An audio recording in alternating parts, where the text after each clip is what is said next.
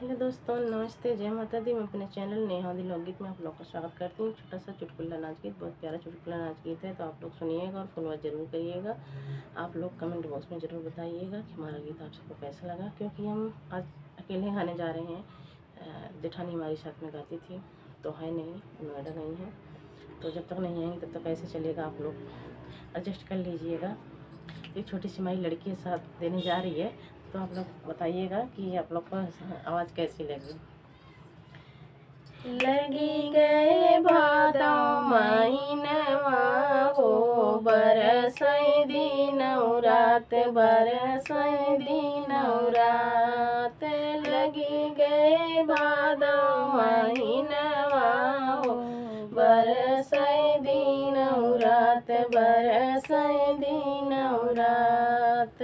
अपना कलाए पिया पेड़ा या बर्फी, अपना कलाए पिया पेड़ा या बर्फी, हमहू कलाए जलेबिया हो। टपकई दिनौ रात, टपकई दिनौ रात।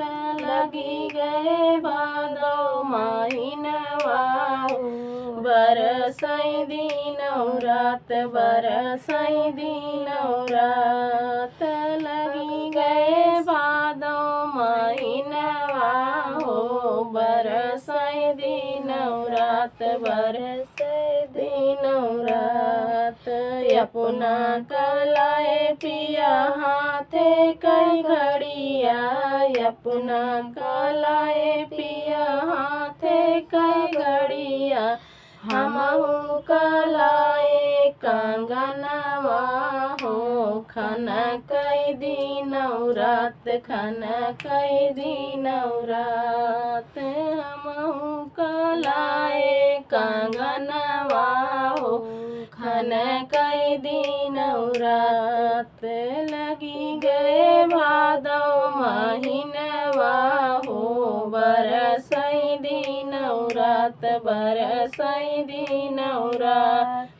लगी गए भादो महीनवा हो, खनकई बरसई दिनौ रात, बरसई दिनौ रात।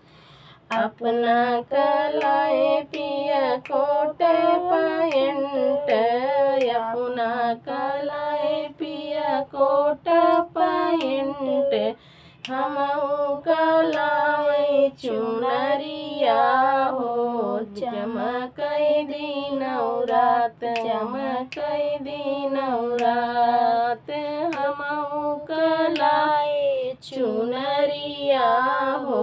चमकई दिनौ रात, चमकई दिनौ रात। लगी गए भादो महीनवा हो, बरसई दिनौ रात, बरसई दिनौ रात। लगी गए भादो महीनवा हो, बरसई दिनौ रात, बरसई दिनौ रात।